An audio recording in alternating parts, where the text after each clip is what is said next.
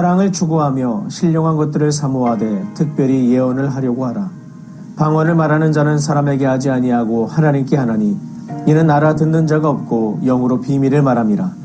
그러나 예언하는 자는 사람에게 말하여 덕을 세우며 권면하며 위로하는 것이요 방언을 말하는 자는 자기의 덕을 세우고 예언하는 자는 교회의 덕을 세우나니 나는 너희가 다 방언 말하기를 원하나 특별히 예언하기를 원하노라. 만일 방언을 말하는 자가 통역하여 교회의 덕을 세우지 아니하면 예언하는 자만 못하니라. 그런즉 형제들아, 내가 너희에게 나아가서 방언으로 말하고 계시나 지식이나 예언이나 가르치는 것으로 말하지 아니하면 너희에게 무엇이 유익하리요? 혹 필이나 검은고와 같이 생명 없는 것이 소리를 낼 때에 그 음의 분별을 나타내지 아니하면 필이 부는 것인지 검은고 타는 것인지 어찌 알게 되리요? 만일 나팔이 분명하지 못한 소리를 내면 누가 전투를 준비하리요? 이와 같이 너희도 혀로서 알아듣기 쉬운 말을 하지 아니하면 그 말하는 것을 어찌 알리요? 이는 허공에다 말하는 것이라. 이같이 세상의 소리의 종류가 많으나 뜻없는 소리는 없나니 그러므로 내가 그 소리의 뜻을 알지 못하면 내가 말하는 자에게 외국인이 되고 말하는 자도 내게 외국인이 되리니 그러므로 너희도 영적인 것을 사모하는 자인즉 교회의 덕을 세우기 위하여 그것이 풍성하기를 구하라. 아멘.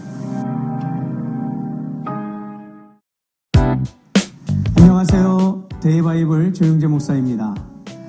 고린도전서 12장에서 사도 바울은 은사의 다양성에 대해서 이야기한 바 있습니다. 어떤 사람에게는 지혜의 말씀을, 어떤 사람에게는 지식의 말씀을, 어떤 사람에게는 믿음을, 어떤 사람에게는 병 고치는 은사를, 또 어떤 사람에게는 방언을, 어떤 사람에게는 예언을 주신다고 했습니다. 그리고 이 모든 은사는 한 성령님께서 교회를 위해 나누어 주시는 선물이라고 그렇게 말했었죠. 그런데 13장에 오면 바울은 갑자기 사랑을 말합니다. 왜 그랬을까요? 은사가 아무리 많아도 사랑이 없으면 아무것도 아니기 때문이죠. 방언을 해도 예언을 해도 모든 비밀과 지식을 알아도 사랑이 없으면 아무 유익이 없다고 말했습니다. 그리고 오늘 14장에 와서 바울은 다시 은사를 말합니다. 그러니까 여기에서는 우리가 주목해야 될 흐름이 있습니다. 12장은 은사의 다양성, 13장은 은사의 기준인 사랑, 그리고 14장은 은사의 사용 목적에 대해서 이야기하고 있음을 주목해야 하죠. 그 목적은 분명합니다. 교회를 세우는 것입니다. 오늘 본문 1절은 이렇게 예언을 하려고 하라. 바울은 은사를 무시하지 않습니다. 신령한 것을 사모하러 가죠. 성령님의 은사를 귀하게 여기라고 권면합니다. 그러나 그보다 먼저 말하는 것이 있습니다. 사랑을 추구하라. 여기서 추구하라는 말은 가볍게 좋아라는 뜻이 아닙니다. 집요하게 따라가고 붙잡으라는 뜻입니다. 신앙생활에서 사랑은 선택사항이 아닙니다. 사랑은 은사를 사용하는 기준이고 방향이고 목적입니다. 그렇다면 왜 바울은 특별히 예언을 하려고 하라고 말했을까요? 방언보다 예언이 더 신비해서일까요? 예언하는 사람이 방언하는 사람보다 더 영적으로 높기 때문입니까? 그렇지 않죠. 바울의 기준은 신비로움이 아닙니다. 오직 공동체의 유익이죠. 본문 2절에서 바울은 방언에 대해 이렇게 말합니다. 방언을 말하는 자는 사람에게 하지 아니하고 하나님께 하나니 이는 알아듣는 자가 없고 영으로 비밀을 말함이라. 바울은 방언을 부정하지 않습니다. 방언이 하나님께 드리는 영적 언어가 될 수 있음을 인정합니다. 실제로 바울 자신도 방언을 했습니다. 고린도전서 14장 18절에서 바울은 내가 너희 모든 사람보다 방언을 더 말함으로 하나님께 감사하노라 이렇게까지 이야기했었습니다. 그러므로 이 본문은 방언을 나쁜 것으로 몰아가는 본문은 아닙니다. 방언을 금지하는 본문도 아니죠. 문제는 방언 자체가 아니라 공동체 예배 안에서 아무도 알아듣지 못하는 말이 계속될 때 교회가 세워지지 않는다는데 교회의 성장에 방해가 될 수 있음을 이야기하고 있는 것입니다. 반면 3절에서 바울은 예언에 대해서 이렇게 말합니다. 예언하는 자는 사람에게 말하여 덕을 세우며 권면하며 위로하는 것이요. 여기서 예언은 단순히 미래를 맞히는 능력이 아닙니다. 성경에서 예언의 핵심은 미래의 예측보다 하나님의 뜻을 현재의 공동체에 선포하는 데 있었습니다. 구약의 선지자들도 주로 미래를 마친 사람들이 아니라 하나님의 백성에게 회개를 촉구하고 언약으로 돌아오라고 외치고 하나님의 뜻을 선포한 사람들이었죠. 신약의 예언도 마찬가지입니다. 성령님의 감동 가운데 하나님의 뜻을 공동체에 전하여 성도들을 세우고 권면하고 위로하는 은사입니다. 그러므로 오늘날로 말하면 성경적인 말씀 선포, 권면, 위로의 사역과 깊이 연결되어 있는 것이죠. 그러나 여기서 중요한 균형이 있습니다. 신약의 예언은 성경과 같은 절대 권위를 갖지 않습니다. 바울은 예언을 들을 때 무조건 믿으라고 하지 않았습니다. 고린도전서 14장 29절에서 다른 이들은 분별할 것이요 라고 말합니다. 데살로니가전서 5장에서도 예언을 멸시하지 말고 범사에 헤아려 좋은 것을 취하라 이렇게 말했었습니다. 그러므로 예언을 무조건 부정하는 것도 성경적이지 않지만 예언자의 말이라고 해서 무조건 하나님의 말씀처럼 신봉하는 것도 성경적이지 않습니다. 오늘날에도 이 부분은 매우 중요합니다. 어떤 사람들은 예언 사역자를 찾아다니며 인생의 중요한 결정을 맡기듯 의존하는 경향을 보이기도 합니다. 결혼을 어떻게 해야 할지, 사업을 시작해야 할지, 이사를 해야 할지, 진로를 어떻게 정해야 할지를 묻게 되죠. 그러다 보면 말씀과 기도로 하나님 앞에 서는 훈련은 약해지고 누군가의 말에 신앙이 끌려다니게 됩니다. 이것은 건강한 신앙이 아닙니다. 하나님께서 우리에게 성령님을 주신 것은 특정한 사람에게만 하나님의 뜻을 맡기기 위해서가 아닙니다. 모든 성도가 말씀 안에서 기도 가운데 공동체의 분별 안에서 하나님의 뜻을 따라 살게 하시기 위해서죠. 그러므로 누군가 하나님이 말씀하셨습니다 라고 말할 때 우리는 겸손하게 들을 수는 있습니다. 그러나 반드시 성경으로 분별해야 합니다. 그 말이 그리스도를 높이는가, 성경의 진리와 일치하는가, 교회를 세우는가, 사람을 두려움과 의존에 묶는가, 아니면 하나님께 더 가까이 하게 하는가. 이 점에 대해서 살펴봐야 하죠. 바울이 오늘 본문에서 방언보다 예언을 권면한 이유도 바로 여기에 있습니다. 예언이 더 높은 은사라서가 아니죠. 예언이 공동체를 더 잘 세우기 때문이다라는 것입니다. 4절을 보겠습니다. 방언을 말하는 자는 자기의 덕을 세우고 예언하는 자는 교회의 덕을 세우나니. 방언은 개인에게 유익이 있을 수 있습니다. 개인 기도 가운데 하나님과의 깊은 교제 가운데 영적인 유익을 줄 수 있습니다. 그러나 공적 예배에서는 공동체의 유익이 우선입니다. 교회는 나 혼자 은혜 받는 자리가 아니라 함께 세워지는 몸이기 때문입니다. 그래서 바울은 반복해서 덕을 세우라고 말합니다. 여기서 덕을 세운다는 말은 집을 세운다는 뜻입니다. 교회를 건축한다는 뜻이 되죠.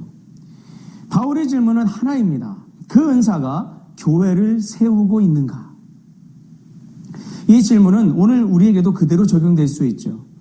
내가 하는 말은 교회를 세우고 있는가? 내가 하는 봉사는 교회를 세우고 있는가? 내가 가진 은사는 사람을 살리고 있는가? 아니면 나를 드러내고 있는가?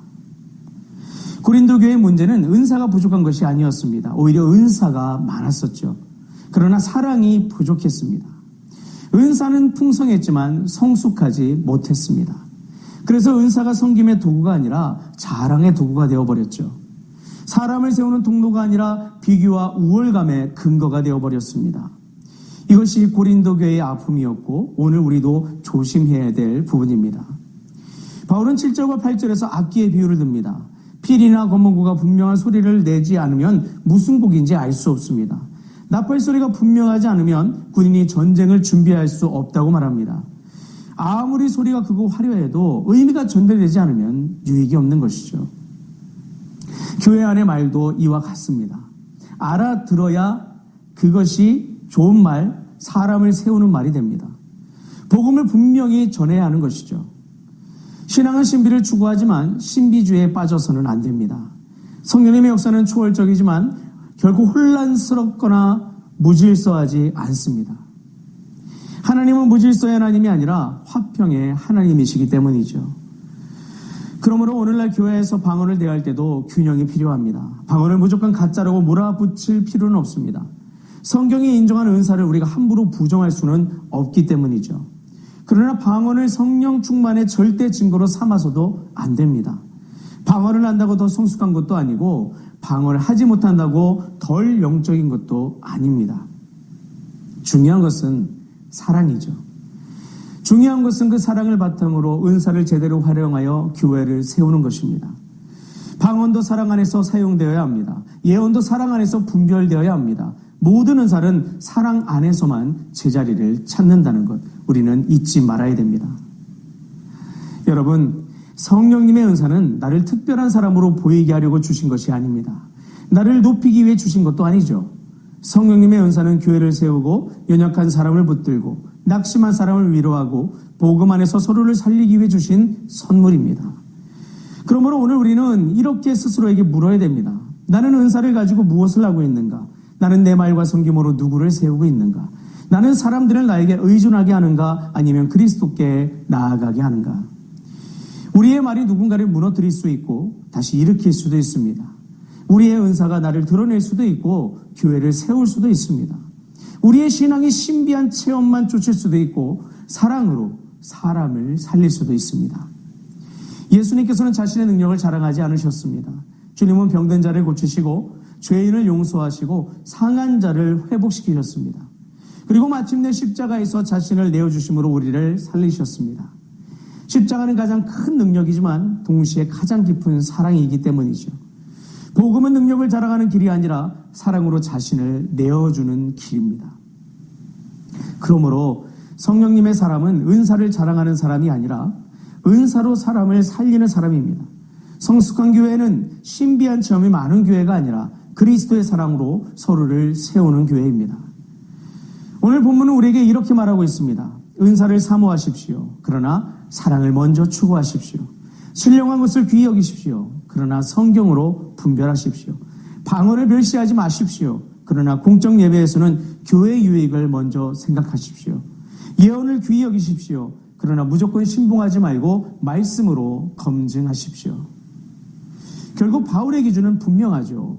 그것이 교회를 세우는가. 오늘 우리의 말이 교회를 세우는 말이 되기를 바랍니다. 우리의 섬김이 사람을 살리기를 바랍니다. 우리의 은사가 나를 드러내는 도구가 아니라 그리스도의 사랑을 흘려보내는 통로가 되기를 간절히 바랍니다. 사랑이 없는 은사는 소리일 뿐입니다. 그러나 사랑 안에서 사용되는 은사는 교회를 세우는 하나님의 선물이 됨을 잊지 마시기를 바랍니다. 그리스도 예수의 사랑으로 오직 주님께서 우리에게 허락하신 모든 삶의 자리에서 내게 주신 것, 환경, 상황, 재능, 은사 모든 것을 가지고 하나님의 나라와 교회를 세우는데 우리가 집중할 때에 주님께서 우리 가운데 선한 일을 펼쳐내시고 감당할 수 있는 놀라운 은혜들로 우리를 충만케 하실 줄 믿습니다. 기도하시겠습니다. 좋으신 하나님 아버지 감사합니다. 오늘 말씀을 통해 우리가 마땅히 가야 될 길에 대해서 살펴봤습니다. 하나님, 우리가 삶을 살아갈 때 드러내고 싶은 것, 인정받고 싶은 욕구, 여러 가지 하나님의 나라와 교회와 상관없는 것들이 우리를 충동질할 때가 얼마나 많은지 모릅니다. 하나님 우리에게 은사를 주시든 선한 어떤 것을 주시든 그 모든 것은 주님의 영광과 주의 나라와 주의 교회를 세우는 일에 있음을 우리는 잊지 말게 하시옵소서. 이것을 왜 나를 내려놓고 오직 주 예수 그리스도만을 바라보며 하나님 앞에서 이것을 어떻게 주의 영광을 위해 사람을 살리고 세우고 교회를 이롭게 하는 일에 사용할까를 궁리하며 주님이 주시는 지혜로 그 나라를 위해서 교회를 위해서 헌신할 수 있는 우리들, 사랑으로 하나 될 수 있는 우리들 되게 하여 주옵소서. 그 가운데 그것을 이루도록 도우시는 주의 은혜를 받고 누리는 우리 모두가 되게 하여 주옵소서. 감사드리며 주 예수 그리스도의 이름으로 기도합니다. 아멘.